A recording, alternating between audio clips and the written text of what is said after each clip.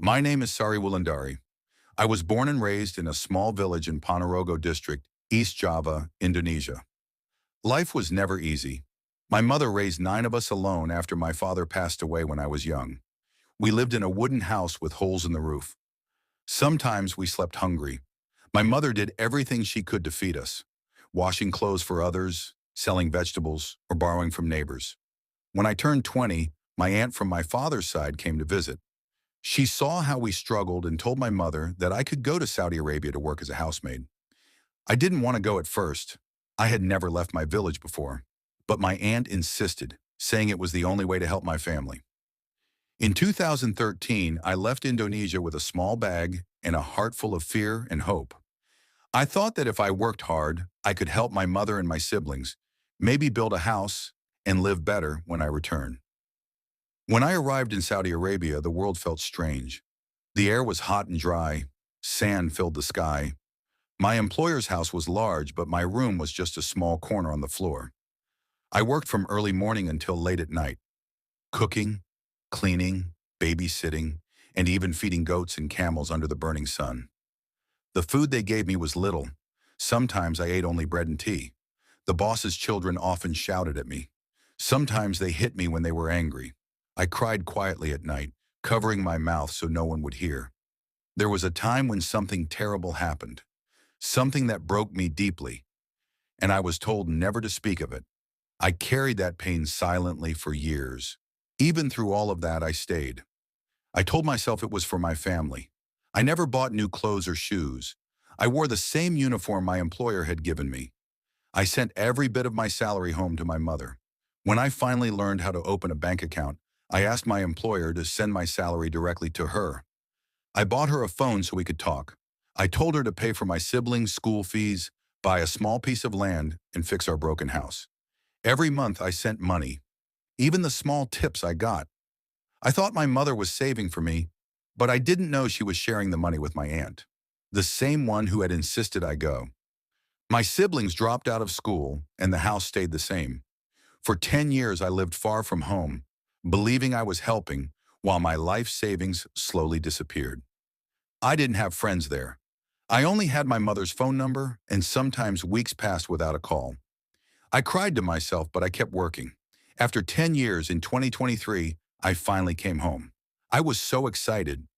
I thought I would find a new house, maybe see my mother smiling and proud.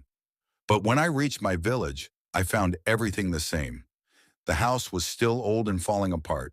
My siblings had grown up, most of them married and struggling. My mother didn't even seem happy to see me. When I asked about the money, she became angry. She shouted, asking why I had come back. My aunt told me to stop asking questions and just get married. It felt like my whole life had been stolen.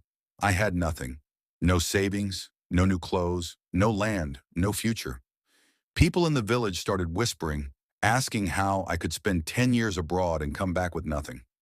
I was ashamed. I hid from everyone. I cried every night, comparing myself to the other women who had gone to Saudi Arabia and returned rich, with houses and shops. I had nothing but pain. My mother's rejection broke me. I began to feel lost and hopeless. Some nights I didn't want to wake up. When my mother finally told me to leave the house, I packed my few clothes and went away quietly. Now I live in a small rental house with my husband and our 4 children. My husband doesn't have a steady job. Sometimes he carries bricks at a construction site or cuts grass to earn a little. I sell fried snacks, gorengan, cassava, and peanuts by the roadside. I walk far each morning to save money on transport.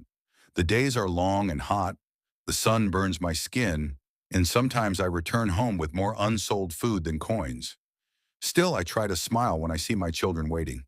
We eat together. Sometimes rice with salt, sometimes just tea and bread. One night, my youngest daughter, Ayu, fell sick. Her body burned with fever, and I had no money for medicine. I ran to a neighbor who gave me 2 tablets to crush and give her. I sat up all night, fanning her and praying quietly. My husband came home late with only a few coins he had earned that day. We couldn't afford a doctor, so I held Ayu close and prayed she'd make it through the night. By morning, the fever started to fall. I thanked God through my tears. Even though I hadn't slept, I still went to the market that day. I had to. My children depended on it. Every day is still a struggle. Sometimes I skip meals so my children can eat. When rent day comes, I worry until my stomach hurts. But I keep going. There are nights I sit outside and look at the stars. I think about everything. The 10 years I lost, the money that disappeared, the pain I went through, and the life I have now. Sometimes I wonder what my life could have been if things had gone differently.